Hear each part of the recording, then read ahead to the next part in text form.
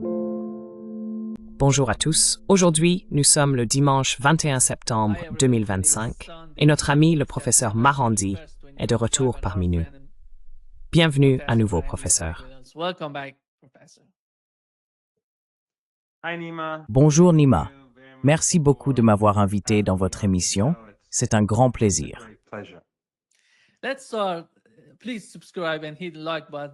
Veuillez vous abonner et cliquer sur le bouton j'aime pour nous aider à toucher un plus large public. Permettez-moi de commencer par ce qui s'est passé.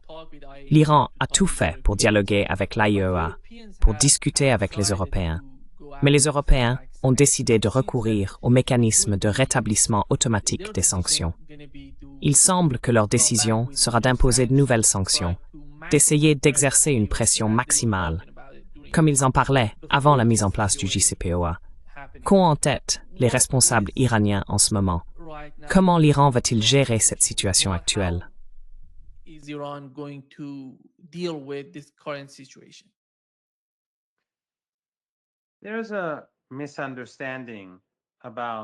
Il existe un malentendu concernant le processus de prise de décision en Iran que je constate très présent en ligne et parmi les personnes influentes.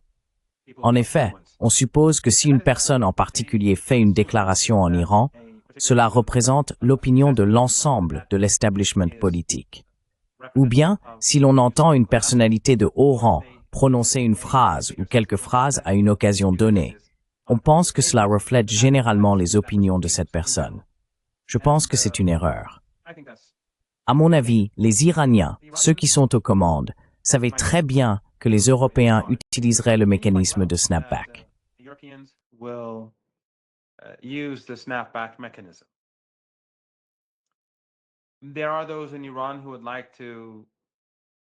Il y a en Iran ceux qui aimeraient prolonger l'accord nucléaire, le JCPOA, et faire en sorte que les Européens n'utilisent pas ce mécanisme pour l'instant, repoussant ainsi le problème. Et il y a ceux qui disent « finissons-en » et annonçons que nous allons cesser toute coopération avec l'Agence internationale de l'énergie atomique, advienne que pourra. Mais je pense que ce qu'a fait l'establishment politique, c'est-à-dire le Conseil suprême de sécurité nationale, c'est qu'ils ont choisi une troisième voie. Ils savaient très bien qu'il n'y aurait pas d'accord nucléaire et que les Européens allaient quitter l'accord. Et cela sous la pression de Netanyahou, de leur suzerain sioniste, des États-Unis et de leurs suzerains sionistes.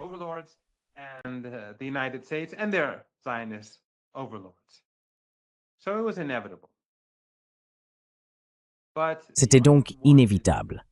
Mais les Iraniens voulaient que le prix de cette escalade soit supporté par les Européens et non par les Iraniens.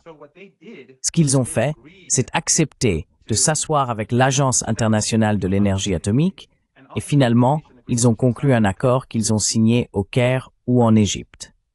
Mais ils l'ont fait en sachant qu'il était presque certain que malgré cet accord, les Européens et les Britanniques iraient devant le Conseil de sécurité de l'ONU. Quel est l'intérêt de faire cela? Comme je l'ai dit, cela place l'Iran dans une bien meilleure position politique. Il peut dire à ses alliés, à ses amis, à son propre peuple, « Regardez, ces gens ne sont pas raisonnables. »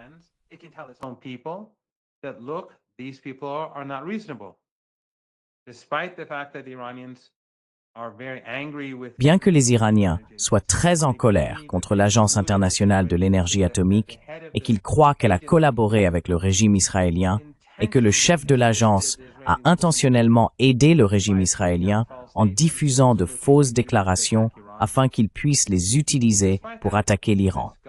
Malgré cela, ce gouvernement a conclu cet accord. Mais le gouvernement savait que les Européens iraient quand même au Conseil de sécurité de l'ONU. Donc je pense que c'était une décision intelligente. Mais certaines personnes, à mon avis, ont manqué de patience. L'Iran est très patient. L'Iran a été très patient par le passé et il continuera à l'être. Un autre exemple. Ces derniers jours, je suis sûr que vous avez entendu qu'à l'ONU, à l'Agence internationale de l'énergie atomique, l'Iran voulait soumettre une résolution au vote.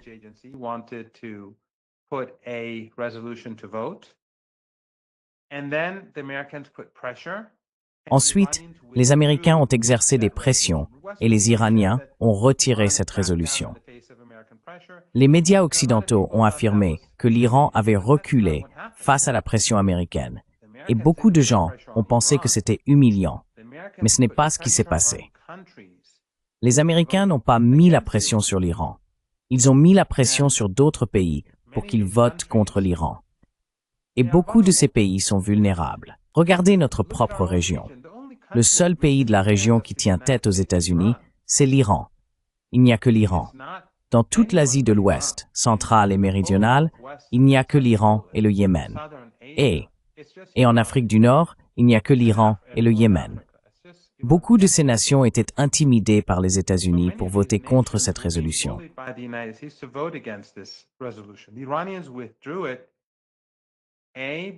Les Iraniens l'ont retirée, d'abord parce qu'ils ne voulaient pas que leur résolution soit rejetée. Même si ces pays soutenaient l'Iran, s'ils avaient voté contre l'Iran, cela n'aurait pas été bien perçu. De plus, ils voulaient que ces pays, qui auraient probablement voté contre l'Iran, soient reconnaissants envers l'Iran de les avoir sortis de cette situation difficile. On pourrait dire, non, il aurait fallu la soumettre au vote et humilier ces pays. Oui, on peut faire beaucoup de choses, mais on mène une longue guerre contre cet établissement sioniste qui contrôle en grande partie l'Occident et notre région. Et vous êtes assez isolés. Il faut choisir ces combats avec soin.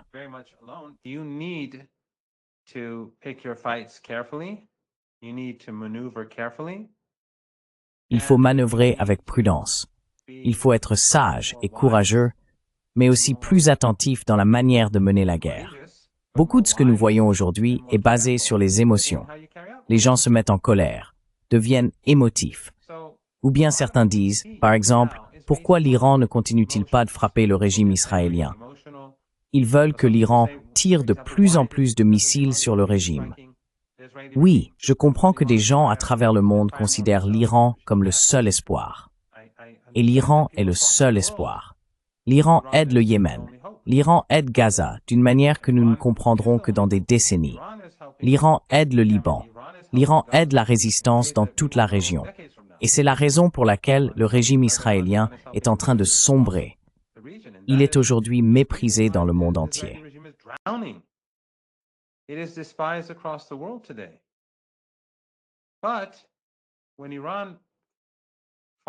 Mais lorsque l'Iran a riposté contre le régime israélien, malgré le coup qu'il a subi le premier jour, oui, il en est sorti vainqueur. C'est vrai. Et comme Steve Bannon l'a souligné, Trump est venu à la rescousse de Netanyahou pour obtenir ce cessez-le-feu. Et les Iraniens, bien sûr, n'ont pas accepté pendant plusieurs jours. Ils ont continué à frapper le régime israélien pendant 12 jours. Ils ont continué à frapper le régime israélien jusqu'à ce que l'Iran, après avoir obtenu certaines concessions, cesse de tirer des missiles. L'Iran aurait-il pu continuer encore quelques jours? Oui, il l'aurait pu. Cependant, les Iraniens ne sont pas des enfants. Ils ne sont pas émotifs. Ils savent qu'il existe un équilibre des forces dans cette région. Si l'Iran combat le régime israélien d'une manière où, en guerre, on encaisse des coups et on en donne, Israël sera durement touché. Mais l'Iran le sera aussi.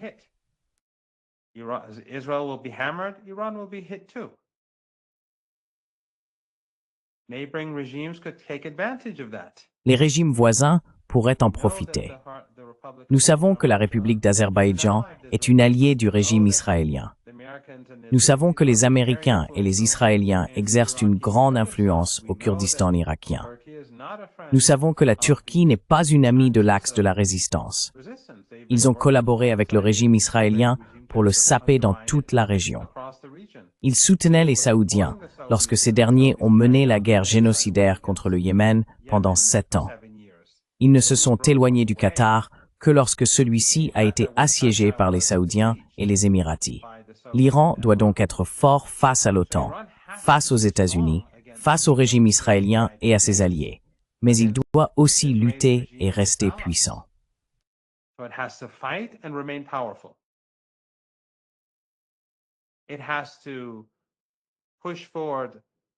Il faut avancer politiquement, mais empêcher les Américains de l'isoler.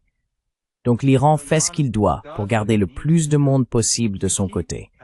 Il fait ce qu'il peut pour frapper le régime israélien sans affaiblir ses propres défenses. Car c'est vrai, l'opinion publique est de notre côté. La résistance mondiale partage les vues de l'axe de la résistance. Mais la réalité sur le terrain, c'est qu'Erdogan est membre de l'OTAN. Aliyev est un proche allié du régime israélien. Ils exportent du pétrole vers le régime israélien alors qu'il commet un génocide. Les zones kurdes d'Irak ne sont pas sous le contrôle effectif du gouvernement central irakien. Des milliers de terroristes y sont hébergés. Il y a une énorme influence américaine là-bas. Et d'ailleurs, d'où viennent les drones?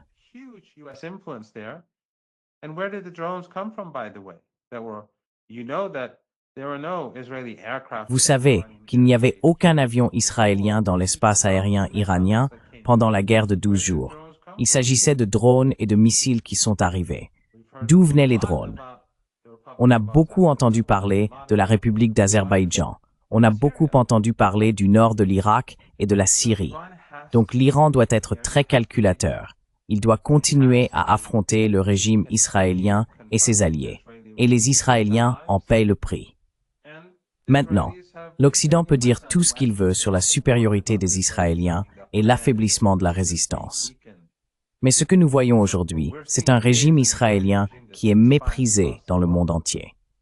Je veux dire, prenons simplement la mort de Charlie Kirk. Les gens ne croient pas à la version du FBI. L'histoire ne tient pas debout, et des gens accusent Israël. Je ne sais pas qui l'a fait. Je n'en ai aucune idée.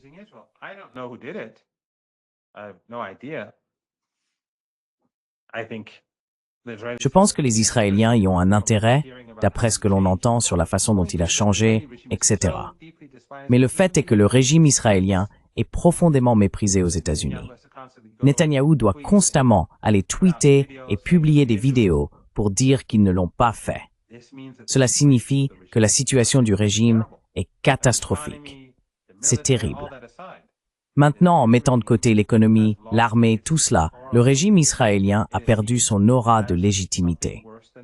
Il est perçu comme quelque chose de pire que le régime nazi par les Européens et Nord-Américains ordinaires. Comment calcule-t-on cela? Les médias occidentaux ne diront jamais la vérité, mais la réalité est que l'axe de la résistance et la résistance mondiale croissante sont en train de tuer le régime israélien à petit feu. L'objectif n'est pas d'écraser le régime.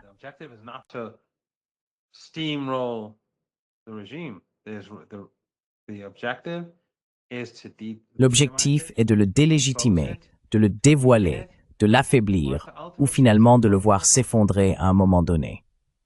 Et je pense que beaucoup de choses ont été accomplies pendant cette période. Donc, fondamentalement, la façon dont l'Iran fonctionne est très différente de ce que certains de nos amis sympathisants en ligne disent. Ce n'est pas une trahison.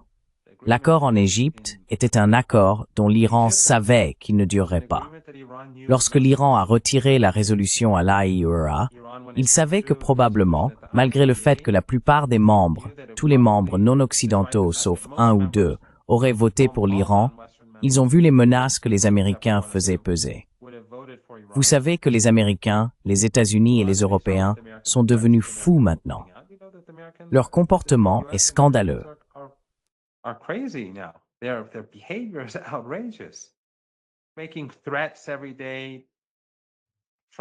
Proférer des menaces tous les jours. Trump, sur Truth Social, a menacé l'Afghanistan et le Venezuela en l'espace de quelques heures. Il menace tout le monde en ce moment. Donc lorsque l'Iran s'est retiré, il y avait une raison à cela. Ce n'était pas parce que l'Iran subissait une pression américaine. Je pense donc qu'il est assez clair qu'aujourd'hui, nous sommes dans une situation où le mécanisme de snapback va être appliqué et les résolutions de l'ONU vont être rétablies. Mais elles auront un impact psychologique, et elles ont déjà un impact psychologique sur le marché iranien. Mais en réalité, elles n'auront pas un grand impact sur l'économie iranienne, car il n'y aura pas de nouvelles sanctions. Toutes les sanctions prévues dans ces résolutions de l'ONU sont déjà en vigueur. Elles sont appliquées pour Ariki et les Américains.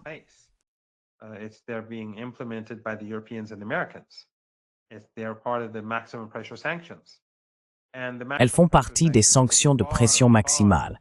Et ces sanctions vont bien au-delà des sanctions de l'ONU. Ainsi, les sanctions de l'ONU sont essentiellement des sanctions déjà en place, et bien plus que ces sanctions sont déjà appliquées. Maintenant, la question que certains peuvent se poser est, pourquoi avons-nous des sanctions de l'ONU? À cette époque, lorsque les États-Unis ont pu mettre en place ces sanctions, la Russie et la Chine étaient des pays bien plus faibles, et les États-Unis étaient bien plus puissants. Et les Européens aussi, dans une certaine mesure. Mais comme les Russes et les Chinois étaient bien plus faibles qu'aujourd'hui, ce qu'ils ont essentiellement pu faire, c'est d'édulcorer les textes des résolutions. Mais ils ne pouvaient pas les bloquer à l'époque, où ils estimaient ne pas pouvoir les bloquer. Bien sûr, l'Iran s'attendait à ce qu'ils les bloquent.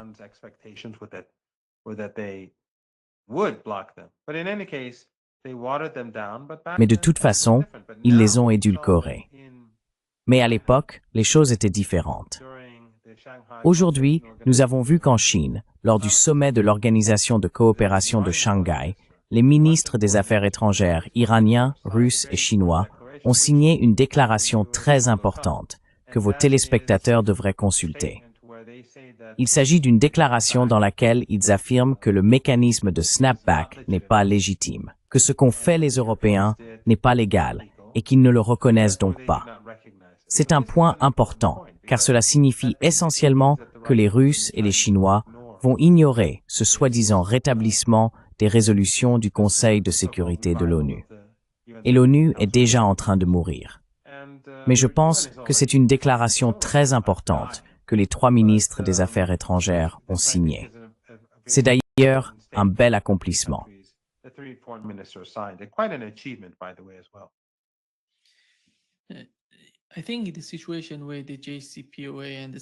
Je pense que la situation avec le JCPOA et les sanctions qui l'ont précédé est importante en raison du rôle de la Chine et de la Russie, non seulement parce que leur position était plus faible à l'époque, mais aussi parce qu'il n'y avait pas ce type d'affrontement entre l'Occident, en particulier les États-Unis, et la Russie et la Chine. La guerre commerciale, telle qu'elle se déroule actuellement entre les États-Unis et la Chine, ainsi que la guerre en Ukraine, ont totalement changé les enjeux géopolitiques de la région, en Europe, au Moyen-Orient et en Asie. Comment cela évolue-t-il? Quelle est votre évaluation de la pression qu'ils peuvent exercer sur l'Iran? Nous savons qu'ils évoquent le 27 septembre comme date pour le retour automatique des sanctions, la date à laquelle les sanctions seraient réimposées à l'Iran.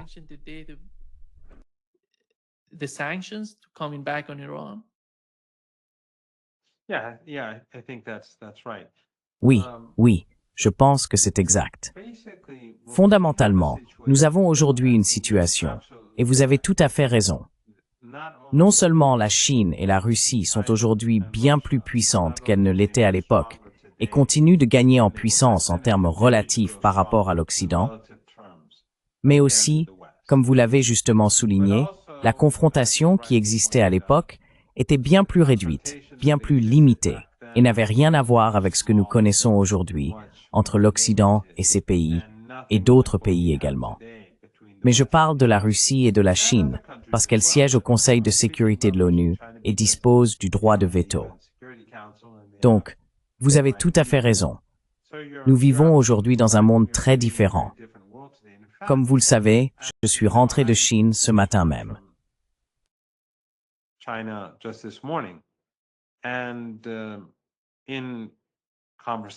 Dans mes conversations avec des personnes influentes en Chine, j'ai constaté que la vision du monde chinoise, du moins parmi ceux à qui j'ai parlé, était très en phase avec ce dont nous discutons aujourd'hui.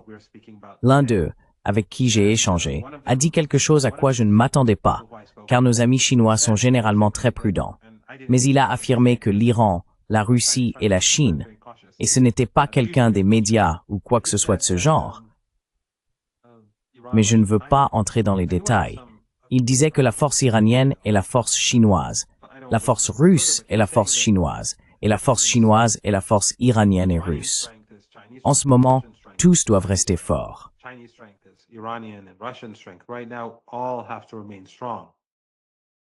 Et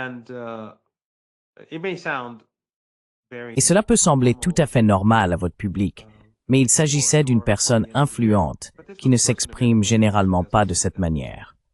Ou du moins, je n'ai jamais vu cette personne parler ainsi auparavant. Mais quoi qu'il en soit, le fait est que le monde a bel et bien changé, et les Américains continuent de s'isoler, ce qui, à mon avis, profite pleinement à l'Iran. Regardez ce qu'ils font à l'Inde. Tout récemment, ils ont réimposé les sanctions sur Chabahar en Iran afin que l'Inde ne puisse pas poursuivre ses investissements à Chabahar. Pourquoi? Parce qu'ils veulent bloquer le corridor nord-sud. Ils voulaient interrompre son fonctionnement pour nuire à l'Inde, à la Russie et à l'Iran.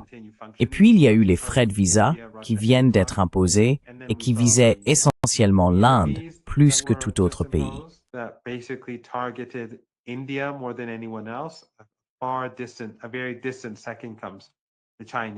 Les Chinois arrivent très loin derrière, en deuxième position. Mais ce que cela fait, en tout cas, c'est marginaliser encore davantage l'Inde. Et puis nous avons vu, bien sûr, l'attaque contre le Qatar, dont nous avons déjà parlé. Cela a encore isolé les États-Unis. Cela a conduit à la révélation d'un accord entre l'Arabie saoudite et le Pakistan.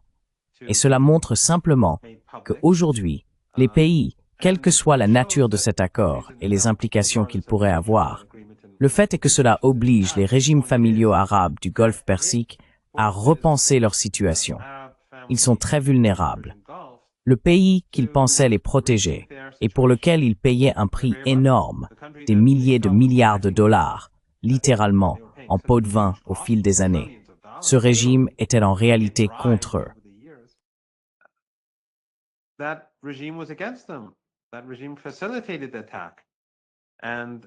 Ce régime a facilité l'attaque et permis que le Qatar soit pris pour cible, alors que le Qatar est probablement le plus docile de tous les pays de la région du Golfe Persique.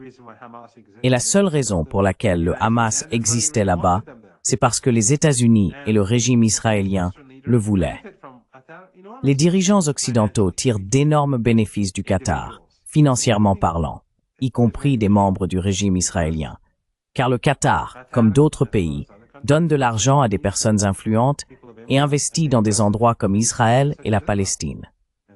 Ainsi, ces pays se sentent très vulnérables. De plus, les frappes régulières sur la Syrie et les attaques contre les intérêts turcs en Syrie constituent une menace pour la Turquie.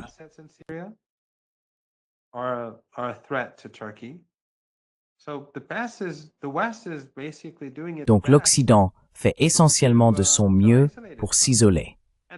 Et ce que les Européens, d'ailleurs Nima, ont fait à l'Iran, c'est que, et je l'ai tweeté il y a quelques jours, quand il était clair qu'ils allaient mettre en œuvre le snapback ou déclencher le snapback, c'est qu'ils se sont isolés de façon permanente. Ils ont brûlé les ponts avec la Russie et la Chine, donc ils n'ont plus d'énergie bon marché venant de Russie. Et maintenant, ils ont brûlé leurs ponts avec l'Iran. La seule raison pour laquelle les Iraniens s'engageaient avec les Européens, c'était la cause du JCPOA. Désormais, les Européens n'ont plus de statut particulier. Nous ne faisons plus aucun commerce significatif avec eux.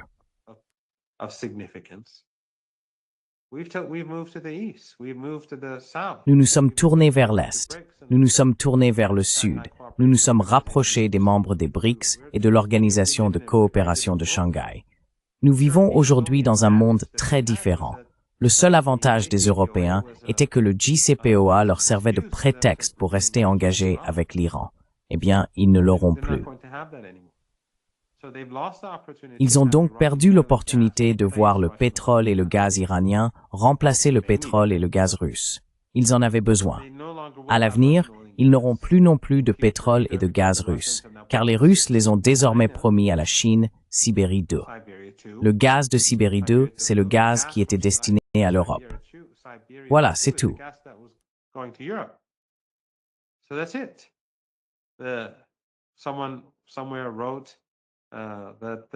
Quelqu'un, quelque part, a écrit que le siècle d'humiliation pour l'Europe est peut-être sur le point de commencer. Je crois que c'était Politico en Europe, et je pense que c'est tout à fait possible. Je ne sais pas si ça durera un siècle, mais ce sera très très long. Et les Européens vont subir les conséquences de leur politique. Donc, à mon avis, à long terme, les Iraniens n'ont plus besoin ils n'ont plus aucun levier contre l'Iran. Ils ont abandonné leur dernier moyen de pression.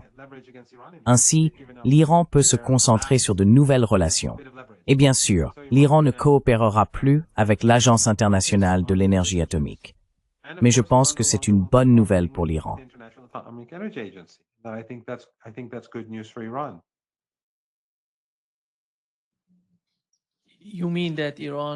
Vous voulez dire que l'Iran se retirerait du TNP? Et que se passe-t-il? Et comment? L'Iran va-t-il répondre aux mesures prises par les États-Unis et les Européens?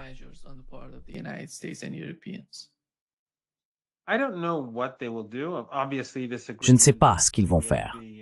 De toute évidence, cet accord avec l'Agence internationale de l'énergie atomique, qui a été signé en Égypte, est désormais nul et non avenu. Que l'Iran quitte le TNP ou qu'il suspende sa coopération avec le TNP, je l'ignore. Mais cela n'a pas d'importance. L'Iran peut maintenant agir. Ça n'a pas d'importance. Il y a une différence entre les différentes politiques. Je ne suis pas sûr que l'Iran quittera le TNP. Je ne sais pas. Je ne suis pas certain qu'il le fera. Mais je pense que l'Iran prendra certaines mesures. Il se peut qu'il aille jusqu'au bout et qu'il parte. Il se peut qu'il suspende son adhésion. Je ne sais pas. Mais ce que ça fait, c'est que cela laisse les mains de l'Iran libres.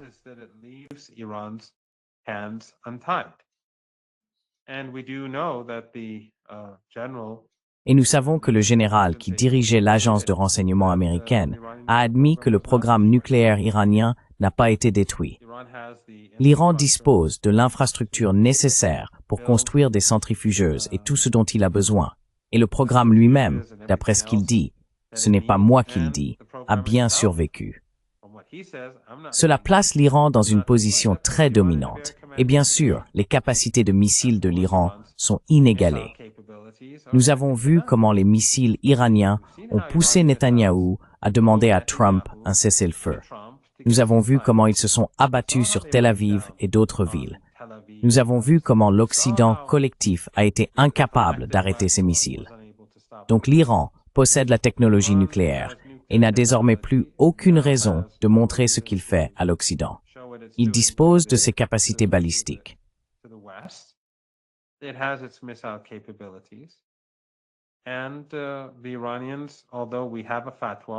Et les Iraniens, bien que nous ayons une fatwa, ce qui est évidemment très important pour nous, l'Iran a déjà déclaré à plusieurs reprises, tant l'actuel chef du Conseil suprême de sécurité nationale, avant même qu'il n'occupe ce poste, que le Dr Karazi, conseiller du guide suprême en politique étrangère, que la posture nucléaire de l'Iran pourrait changer s'il existait une menace existentielle pour le pays. C'est la position morale à adopter. La position morale consiste à ne pas posséder d'armes nucléaires, car c'est une arme horrible qui cause des problèmes dans toute la région. Mais s'il y a une menace existentielle pour le peuple, afin d'empêcher qu'il ne lui arrive quelque chose d'horrible, alors l'Iran changerait sa posture nucléaire. Autrement dit, pour protéger la population. Nous devrons donc voir ce qu'il adviendra. Mais je pense que les Américains ont été stupides. Trump a été très imprudent, comme d'habitude.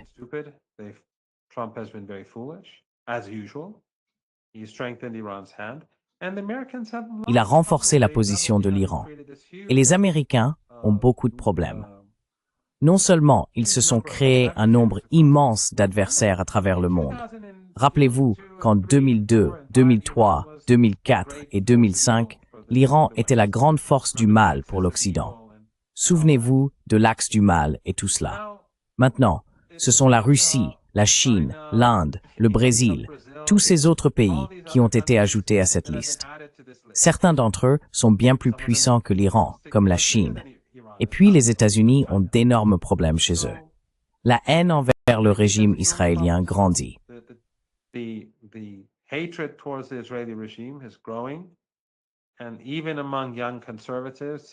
même parmi les jeunes conservateurs, cela prend de l'ampleur. Et la mort de Charlie Kirk, ce n'est pas une bonne nouvelle.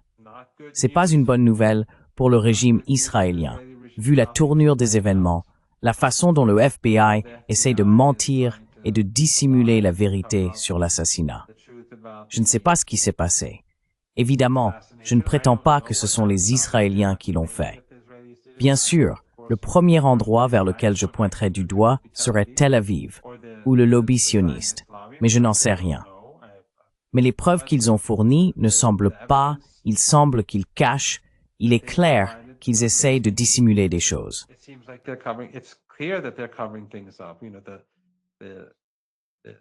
L'échange en ligne entre le tireur présumé et son partenaire, tout cela, les images, tout, c'est vraiment très étrange ce que nous voyons aux États-Unis. Les États-Unis ont de nombreux problèmes internes. Ils ont des problèmes externes. Ils font face à un énorme problème économique qui ne cesse de croître. Ils ont un immense problème politique sur leur propre sol. Donc je pense que lorsque l'on met tout cela ensemble, et bien sûr, la position israélienne dans notre région n'est pas du tout bonne. Lorsqu'on additionne tout cela, l'Iran se trouve aujourd'hui dans une position très forte. Maintenant, encore une fois, l'Occident dira « Non, l'Iran est isolé, l'Iran est faible ». Cela fait 47 ans qu'ils disent cela.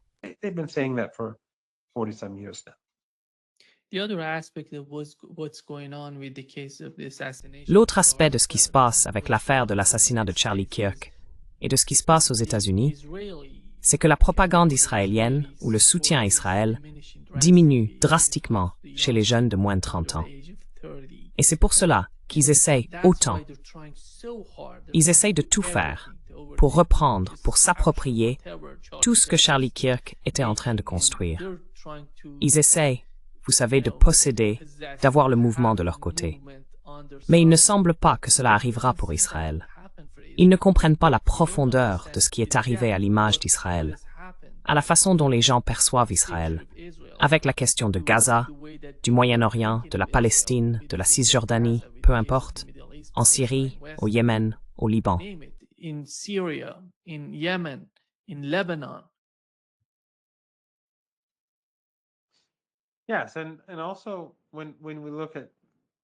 Oui, et aussi, lorsque nous regardons la situation à l'intérieur des États-Unis, nous voyons, tu sais, Nima, les États-Unis, à mon avis, leurs deux derniers outils, je pense que je l'ai dit assez souvent, leurs deux derniers outils pour maintenir leur hégémonie étaient, enfin, trois outils, disons, mais d'habitude je parle de deux.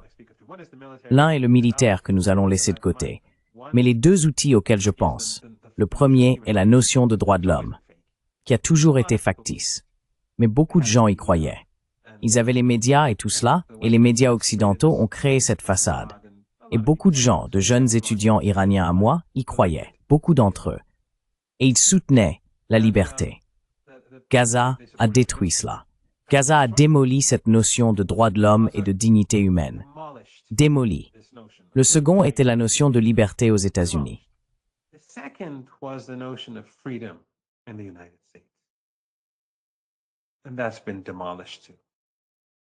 Et cela a également été démoli. Ce qui s'est passé dans les universités, plus récemment ce qui est arrivé à Jimmy Kimmel, peu importe, je n'ai pas d'affection particulière pour lui ou son émission et je ne la regarde pas. Mais la façon dont il a été réduit au silence, le fait qu'aux États-Unis la liberté d'expression se restreint, que les personnes qui critiquent le régime israélien ont des ennuis.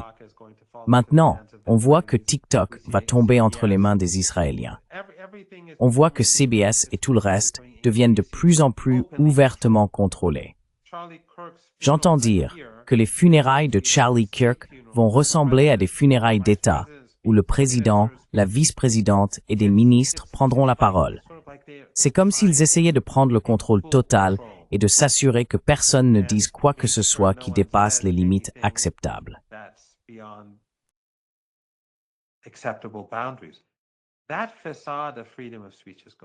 Cette façade de liberté d'expression a également disparu.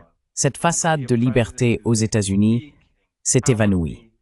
Nous voyons un président qui est faible et lâche et manifestement contrôlé par le régime israélien, qu'il ait peur d'être assassiné, ou qu'il craigne que certains dossiers révèlent qu'il a eu, vous savez, des relations illégales ou quelles que soient les raisons. Je ne sais pas. Je ne sais pas ce qu'il y a dans ces dossiers. Je ne prétends pas savoir. Mais le fait est que, De toute évidence, les États-Unis sont contrôlés par le lobby sioniste et les néoconservateurs, qui sont en quelque sorte les mêmes à bien des égards, car les néoconservateurs sont des sionistes. Les États-Unis n'ont plus cette image de liberté.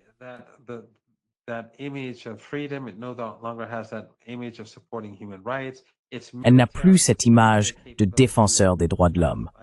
Ses capacités militaires se sont, à mon avis, révélées insuffisantes lorsque les missiles iraniens ont frappé Israël, que les Russes sont en train de gagner en Ukraine et après avoir vu le défilé chinois à Pékin.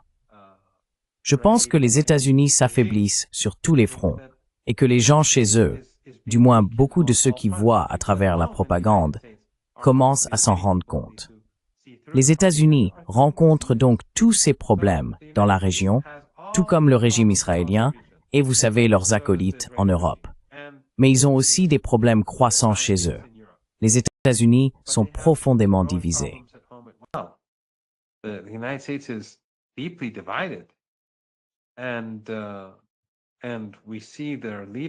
Et nous voyons leurs dirigeants comme totalement incompétents, tuant des gens sur des bateaux dans les Caraïbes sans aucune responsabilité.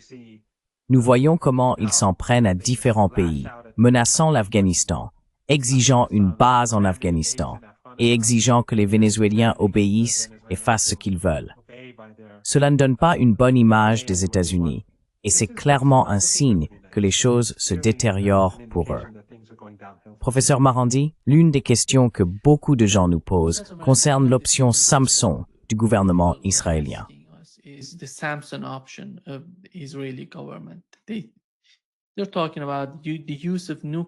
Vous parlez de l'utilisation d'armes nucléaires, peut-être contre l'Iran et d'autres pays du Moyen-Orient. Mais l'Iran, compte tenu de ce qui s'est passé pendant les 12 jours de guerre, a-t-il vraiment besoin d'armes nucléaires pour vaincre Israël? Nous avons vu récemment, il y a 2 ou 3 jours, le test d'un nouveau missile en Iran. L'Iran progresse-t-il avec des armes conventionnelles et des missiles au point de ne pas avoir besoin de recourir au nucléaire pour vaincre Israël ou pour s'opposer à Israël?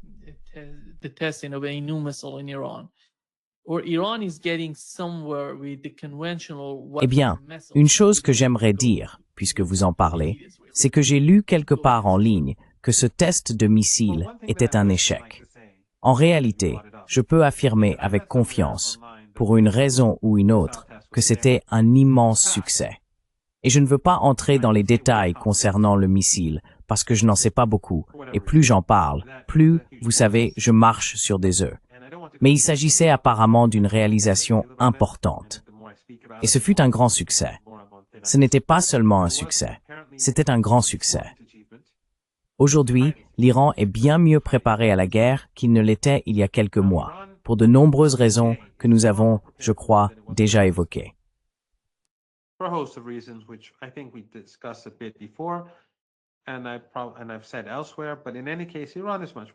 Et je l'ai déjà dit ailleurs, mais en tout cas, l'Iran est bien mieux préparé. L'Iran peut frapper Israël très durement et à plusieurs reprises, et il peut ébranler les fondations du régime d'une manière telle qu'ils ne pourront plus contrôler leurs frontières. Donc l'Iran dispose d'énormes capacités, réparties à travers tout le pays. Ce n'est pas seulement une base, ou 2, ou 5, ou 10. Et le régime israélien a montré son jeu. Ses capacités conventionnelles ont été utilisées au maximum.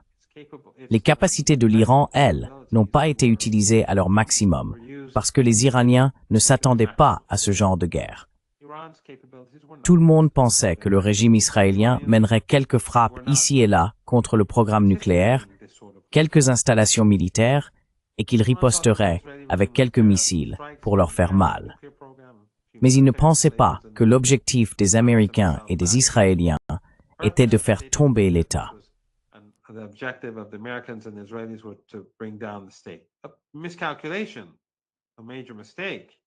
Une erreur de calcul, une grave erreur, un fait que personne ne peut nier. Mais en tout cas, qui d'ailleurs, paradoxalement, a fini par démontrer la puissance pure de l'Iran. Cela montre que l'Iran n'est pas dépendant des individus. Ce n'est pas un État qui dépend d'un dirigeant ou d'un commandant ou d'une multitude de commandants ou de dirigeants. C'est un État avec une telle profondeur que peu importe qui vous tuez, qui vous assassinez, il remplacera cette personne en quelques heures. La réponse viendra. Mais, comme je l'ai déjà dit, toute menace proférée par le régime israélien, le simple fait, Nima, que tu parles de l'option Samson, montre à quel point le régime israélien et ses soutiens sont immoraux et voyous. Le simple fait que tu dises cela, et le simple fait que beaucoup de gens le disent, signifie que ces personnes n'ont aucune moralité. Ils sont le mal à l'état pur. Et bien sûr, nous savons qu'ils sont le mal à l'état pur.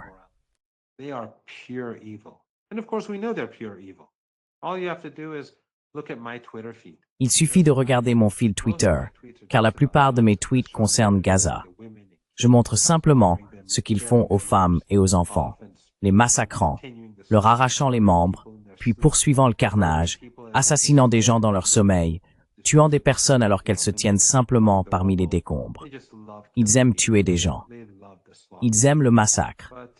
Mais ils n'ont aucune honte, aucune moralité, aucune dignité, aucun honneur, aucune humanité. Cela montre à quel point ils sont mauvais. Et cela montre à quel point les choses ont changé. Le monde voit le sionisme comme quelque chose de si laid et sinistre qu'il serait prêt à tout. Mais l'Iran est un pays immense, et les capacités de l'Iran ne sont pas connues. Et elles ne sont pas connues des Israéliens.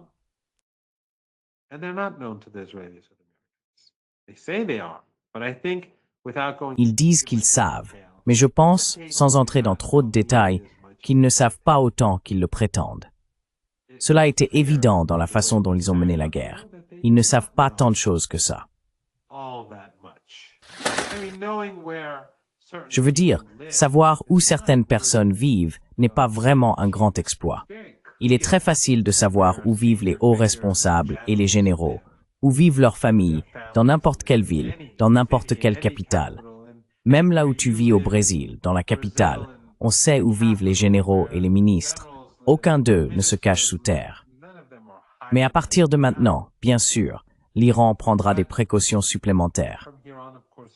Mais les Israéliens, ils ignorent beaucoup de choses qu'ils ne savaient pas et qu'ils ne sauront pas. Et cela deviendra plus compliqué pour eux à l'avenir. Beaucoup plus compliqué.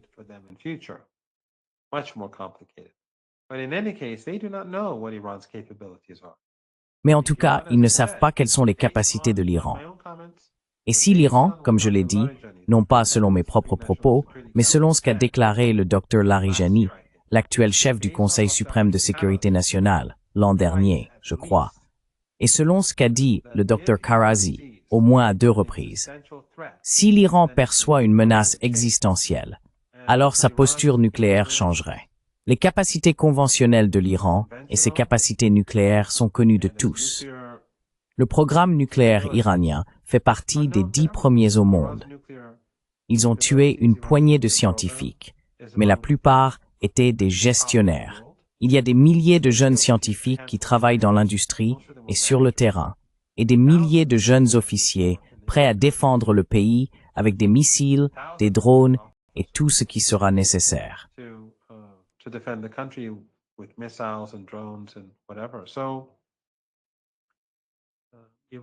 Je ne sous-estimerai pas les capacités de l'Iran, et l'Iran n'est pas naïf non plus. Mais dans tous les cas, si le régime israélien envisage sérieusement une arme nucléaire, les pays du monde entier considéreraient cela comme une menace pour leur propre sécurité nationale. C'est une ligne rouge. Cela contaminerait toute la région, cela contaminerait le pétrole et le gaz, cela franchirait la ligne rouge qui rapprocherait le monde d'une destruction totale à l'avenir. Ce sont des limites à ne pas franchir. Les Russes, les Chinois, tout le monde serait indigné, pas seulement par l'utilisation, mais rien qu'à la menace de l'utiliser. Donc cela conduirait à la chute du régime lui-même. Je ne sais pas ce qui se passera à l'avenir, mais personne ne doit imaginer que l'Iran est naïf ou incapable. L'Iran sait très bien ce qu'il fait.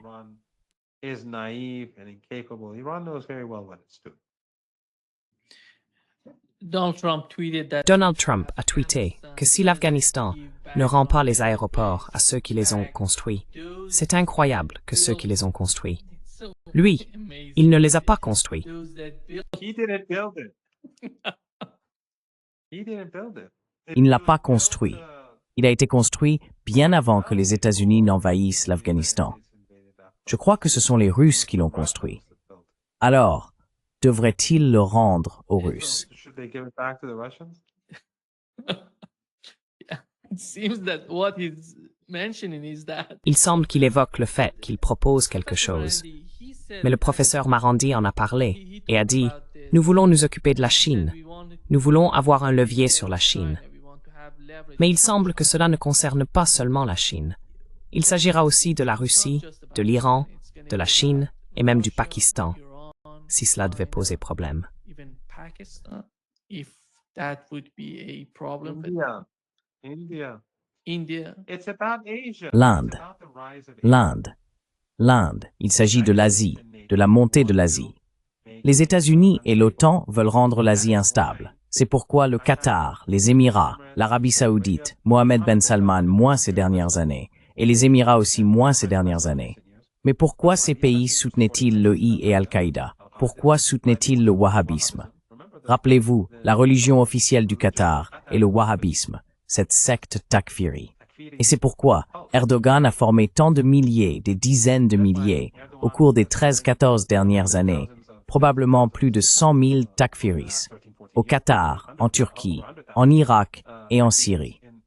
in Turkey and Iraq and in Syria with US support, with NATO support, Avec le soutien des États-Unis, de l'OTAN, d'Israël, car ils ne sont pas seulement utilisés par le régime israélien pour détruire la Syrie, pour détruire notre région, pour fragmenter la région et permettre la domination israélienne, mais ils peuvent aussi être utilisés, et le seront, pour déstabiliser l'Asie centrale. Le corridor nord-sud serait vulnérable. L'initiative, la ceinture et la route seraient vulnérables. Et bien sûr, l'Asie du Sud serait vulnérable. Et souvenez-vous, les attaques de l'EI et d'Al-Qaïda ont toujours lieu dans notre pays. Nous avons vu comment ils ont mené des attaques en Iran, tuant 100 personnes, se rendant dans différents endroits et massacrant des gens. going to different places and slaughtering people. You don't see them doing that in Europe and the United States. Only on Vous ne les voyez pas faire cela en Europe ou aux États-Unis. Ce n'est qu'à une ou deux occasions qu'ils commettent des massacres de masse en Russie. Ils assassinent des ingénieurs chinois au Pakistan, ils massacrent en Irak, ils massacrent en Syrie, mais ils n'attaquent jamais Israël. Une fois, pendant la sale guerre, où l'EI et Al-Qaïda étaient utilisés près du plateau du Golan, un terroriste de l'EI a tiré sur des Israéliens et ils se sont excusés. Ils se sont excusés auprès d'eux. Je veux dire, les gens peuvent le vérifier. Donc il ne fait aucun doute que la base aérienne de Bagram, ils ne la veulent pas pour, vous savez, l'Afghanistan. Ils la veulent pour la Russie. Ils la veulent pour la Chine. Ils la veulent pour l'Asie centrale. Russia. They want it for Russia. They want it for China. They want it for Central Asia. They want it for India. They don't want India to become another. Ils veulent cela pour l'Inde. Ils ne veulent pas que l'Inde devienne une autre puissance. Ils veulent de la faiblesse à travers toute l'Asie. Ils ne veulent pas que l'Asie s'élève. Regardez ce qu'ils font à l'Inde maintenant. D'abord les tarifs douaniers, puis les sanctions sur Chabahar. Ils essayent constamment de les humilier. Maintenant, il y a les restrictions de visa, ou les frais de visa, qui sont en réalité des restrictions de visa. Donc, rien ne doit être vu de façon naïve. Il s'agit d'empêcher l'Asie de s'élever parce que l'Occident est en train de perdre le pouvoir. Il perd le contrôle. Il est en déclin. Et comme il n'a pas la compétence pour se renforcer et qu'il continue de décliner, il veut entraîner tout le monde dans sa chute.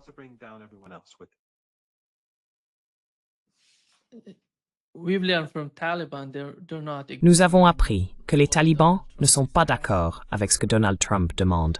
Et pensez-vous que dans l'esprit de ces personnes aux États-Unis, ils croient pouvoir exercer beaucoup de pression sur eux? Je ne vois pas cela se produire. Je n'y crois pas. Mais comment percevez-vous la réponse des talibans? Comment voyez-vous l'influence ou la pression que les États-Unis peuvent exercer sur eux?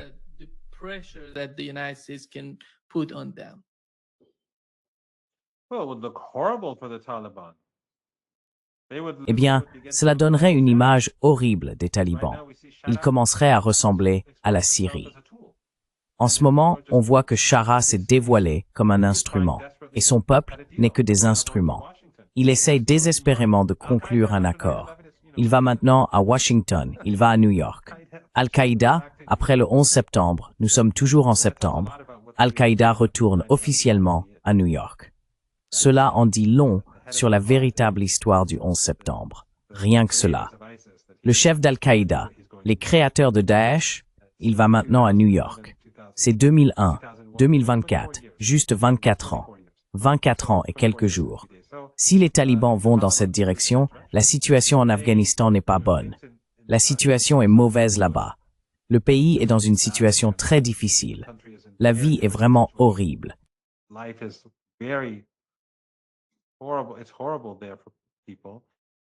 C'est horrible là-bas pour les gens.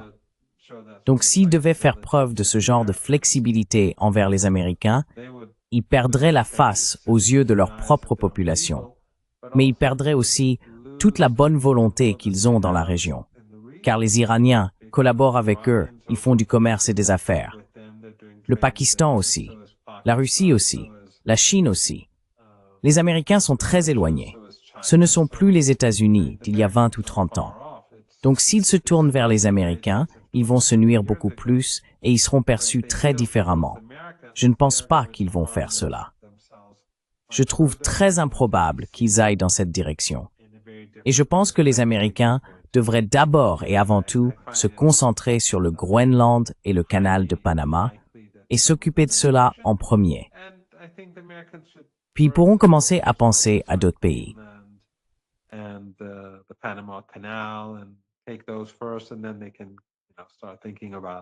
Professeur Marandi, nous avons effectivement vu la visite du chef de la sécurité nationale iranienne, Ali Larijani, en Arabie Saoudite.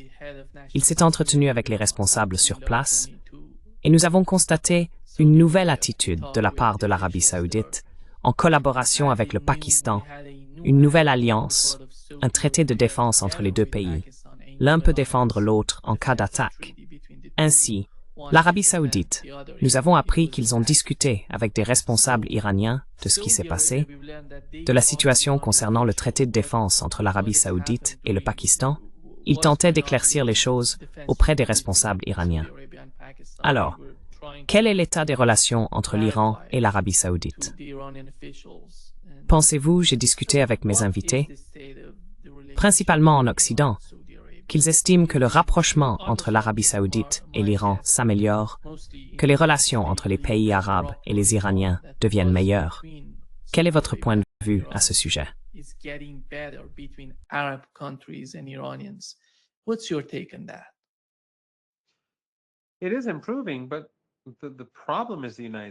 La situation s'améliore, mais le problème, ce sont les États-Unis. Les Américains essayent désespérément, et avec des menaces, d'empêcher les pays de la région de se rapprocher de l'Iran et de développer des liens économiques plus étroits avec ce pays. Les États-Unis rendent la vie très difficile aux gens ordinaires en Irak en les empêchant d'utiliser l'électricité ou le gaz naturel iranien. C'est la même chose en Arabie Saoudite et ailleurs. Mais la relation s'améliore, et cela est en grande partie dû au comportement des États-Unis et du régime israélien. Après tout, c'est l'espace aérien saoudien qui a été utilisé pour frapper Abqaiq. Il a été largement utilisé. Ce n'était pas seulement sur quelques kilomètres. C'était une énorme violation de la souveraineté saoudienne et aussi une humiliation.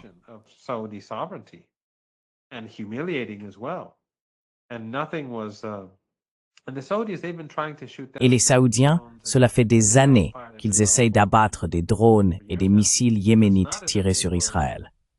Ce n'est donc pas comme s'ils n'avaient pas de système radar ou de système de missiles à disposition. Ils ont payé des milliers de milliards de dollars aux États-Unis au fil des ans. Littéralement, des milliers de milliards de dollars au cours des dernières décennies pour pouvoir se protéger. Mais les drones ont simplement survolé l'Arabie Saoudite. Les États-Unis et les Israéliens ont bombardé ensemble. C'est une bonne façon de rapprocher l'Arabie Saoudite de l'Iran, de la Russie, de la Chine, du Pakistan. Donc la relation s'améliore. Mais encore une fois, ce qui l'entrave, et ce qui l'entrave depuis de nombreuses années, c'est les États-Unis.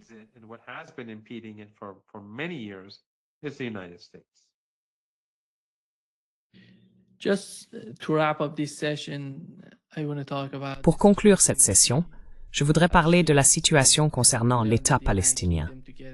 Nous avons appris que le Royaume-Uni, ainsi que l'Australie et le Canada, vont reconnaître l'État de Palestine. Mais quand on regarde l'Europe et d'autres pays, le Canada, l'Australie et leur comportement, là où ils pourraient agir, dans le cas de l'Iran, ils ne font rien. Ils ne font rien. Dans le cas de l'Ukraine, ils ne font rien d'autre que de prolonger le conflit.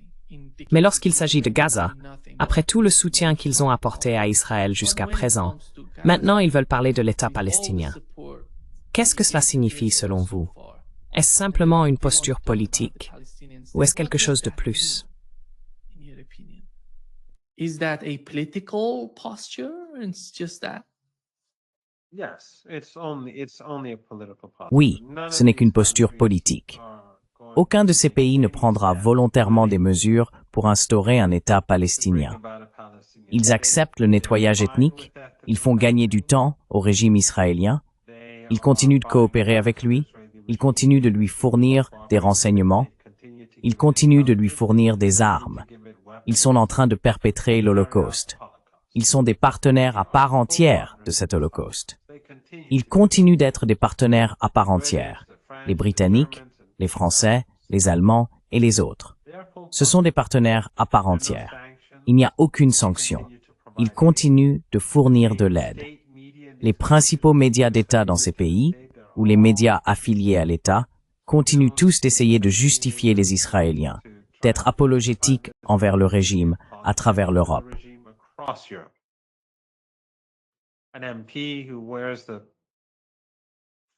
Un député qui porte le drapeau palestinien sera harcelé au Parlement et forcé de changer de vêtements, même après 2 ans de génocide. Donc ce n'est que de la posture politique. Cependant, c'est un signe de faiblesse. C'est le signe qu'ils reconnaissent que leurs populations sont indignées et n'acceptent pas cela. Ils essayent d'apaiser le peuple, de le calmer, de le rendre moins en colère pour que tout reste comme avant. Alors ils accordent ces concessions, cette concession. Ce n'est pas fait de bon gré, c'est fait à contre-cœur pour apaiser le peuple. Mais cela ne sert à rien, c'est inutile.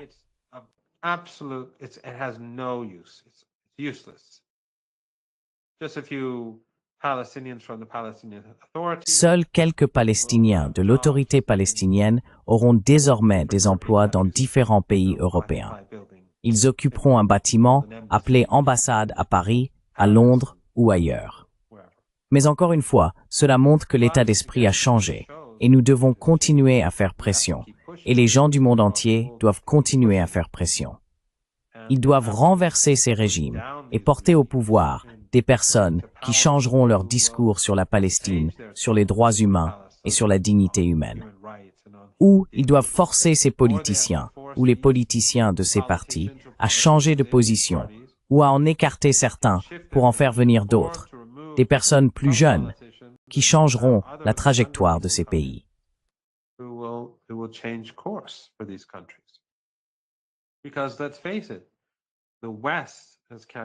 Parce qu'il faut être honnête, c'est l'Occident qui a perpétré cet holocauste. L'histoire retiendra que l'Occident collectif, a intentionnellement mené cet holocauste sous les yeux du monde entier. Ce n'est pas un génocide comme les autres, c'est unique. L'Occident a fait quelque chose d'unique. Ils ont perpétré un holocauste devant le monde entier, jour après jour, pendant 2 ans, et cela va continuer. Cette honte sera gravée dans les mémoires jusqu'à la fin des temps. Jamais une telle chose ne s'est produite auparavant, que le monde entier, pendant 2 ans, assiste avec horreur à ce que font les Français, les Britanniques, les Allemands, les Américains, les Italiens,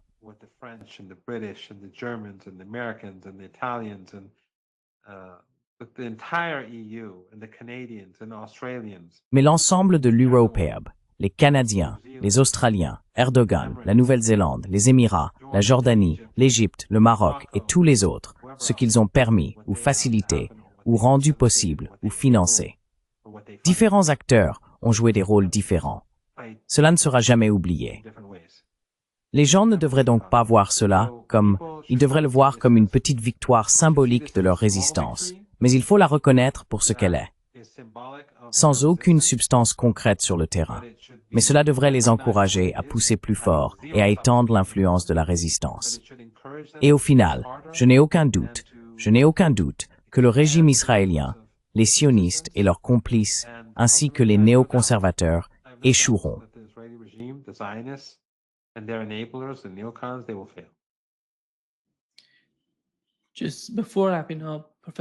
Juste avant de conclure, professeur Marandi, comment voyez-vous la situation du Hezbollah aujourd'hui? Le cheikh Naïm Qassem est intervenu et a tenté de dialoguer avec l'Arabie saoudite, affirmant que l'ennemi principal là-bas est Israël. Ils essaient de tout faire pour nous diviser. Mais comment percevez-vous cela, politiquement et militairement, au Liban et dans la région?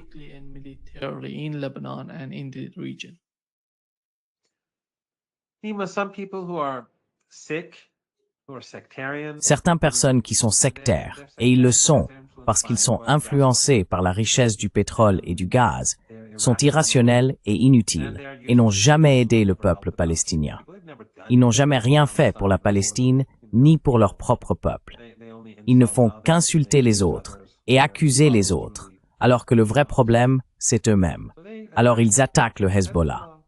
Le Hezbollah est une étoile brillante de la résistance. Pendant plus d'1 an, ils ont combattu le régime israélien pour détourner des troupes de Gaza, et ils ont fait d'énormes sacrifices. L'anniversaire du martyre de Saïd Hassan Nasrallah est dans 6 jours. J'étais là quand il a été martyrisé, et les gens ont continué à se battre, puis Saïd Hashem Safiuddin a été martyrisé.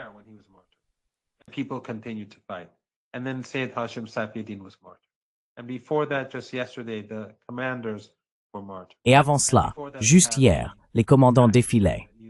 Et avant cela, ils avaient mené l'attaque en utilisant les PAG, etc. Le Hezbollah s'est battu pour Gaza dans une situation très difficile. Tout d'abord, les événements à Gaza ont eu lieu sans que le Hezbollah en soit informé. Il n'était pas préparé pour le 7 octobre. Deuxièmement, le Liban n'est pas Gaza. Gaza est contrôlé par le Hamas et ses alliés, ou du moins ses alliés permettent au Hamas de la contrôler. Le Yémen, dans la majeure partie du Yémen, à l'exception des endroits où les mercenaires financés par l'Arabie saoudite, les Émirats et d'autres exercent un certain contrôle, la capitale est largement contrôlée par Ansar Allah et ses alliés. Le Liban n'est pas comme ça.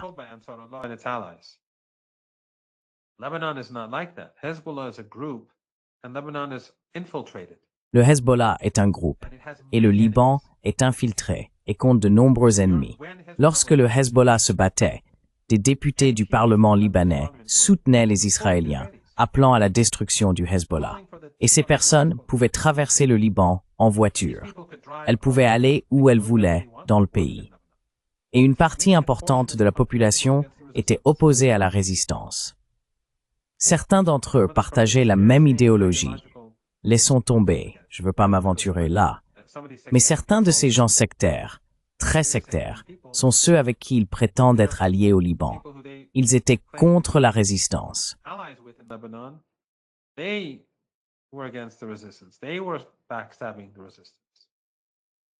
Ils poignardaient la résistance dans le dos. Il y avait des sunnites avec le Hezbollah, des chrétiens avec le Hezbollah, des druzes avec le Hezbollah, mais il y avait un petit nombre de chiites, mais un nombre significatif de chrétiens, de druzes et de sunnites contre la résistance alors qu'elle se battait. Je pense que selon un sondage récent, les sunnites au Liban sont divisés. Les chrétiens sont divisés. Le fait est que le Hezbollah ne contrôlait pas le gouvernement. Ils formaient un groupe. Donc, alors qu'ils étaient poignardés dans le dos, ils se battaient. Et lorsqu'ils ont accepté le cessez-le-feu, c'était parce que le Liban est, les Américains sont influents, les Saoudiens sont influents.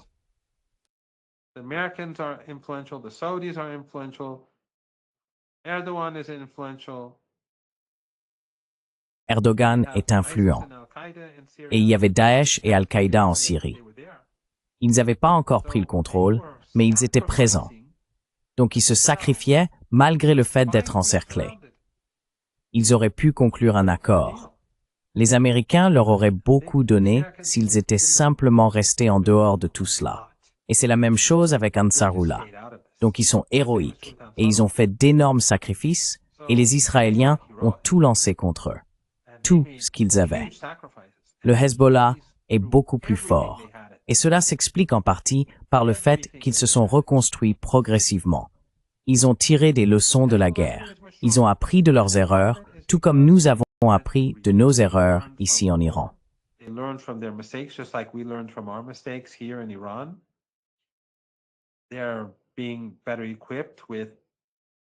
Ils sont mieux équipés avec de nouvelles technologies. Mais la politique évolue également. L'attaque contre le Qatar, le changement de politique. Je veux dire, les Saoudiens travaillaient très dur pour affaiblir le Hezbollah. Mais maintenant, après ce que le régime israélien et les Américains ont fait, je pense que les Saoudiens revoient leur position. On me dit que la situation aujourd'hui est meilleure qu'il y a quelques semaines. Et les États-Unis et les Israéliens continuent de se marginaliser. Donc les actes héroïques du Hezbollah ne devraient jamais être oubliés. Ce qu'ils ont accompli est absolument unique. Ce qu'ils ont fait était plus difficile que ce qu'Ansarullah a fait, parce qu'ils étaient voisins. Ils ont fait d'énormes sacrifices, et ils se préparent.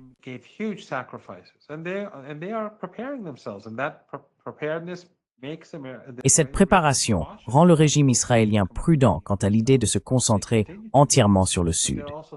Ils continuent de le faire, mais ils sont également menacés de l'intérieur par des milices financées par les Américains, et ils sont menacés par Daesh et Al-Qaïda, dont le chef se rend maintenant à New York. Leur position est très difficile. Donc dans 6 jours, c'est l'anniversaire de Saïd Hassan Nasrallah. Je pense que les gens devraient observer le Hezbollah dans les prochains jours à travers ce prisme. Ceux qui, vous savez, ont fermé les yeux sur la réalité. La plupart des gens ont désormais les yeux ouverts. Mais ceux qui restent dans cet état d'esprit vraiment, vous savez, médiéval, devraient reconsidérer leur position. Et qu'est-ce qui rend le Hezbollah si unique?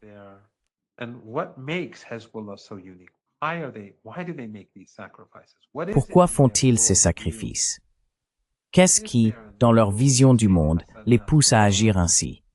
Qu'y a-t-il dans la vision du monde de Saïd Hassan Nasrallah, Saïd Hashim Safiuddin et du Cheikh Naïm Qassem, ainsi que chez tous ces jeunes prêts à faire des sacrifices, non seulement pour leur propre peuple, mais aussi pour d'autres, pas même leurs voisins, ou des enfants qui sont, vous savez, je ne sais pas exactement à quelle distance Gaza se trouve de la frontière libanaise, mais des personnes qui sont éloignées d'eux, géographiquement parlant. Pourquoi ferait-il ces sacrifices? Il y a quelque chose à propos du Hezbollah que nous devons mieux comprendre. Merci beaucoup, professeur Marandi, d'être avec nous aujourd'hui. C'est toujours un grand plaisir. Great pleasure as always. Merci beaucoup de m'avoir invité, Nima. C'est toujours un honneur.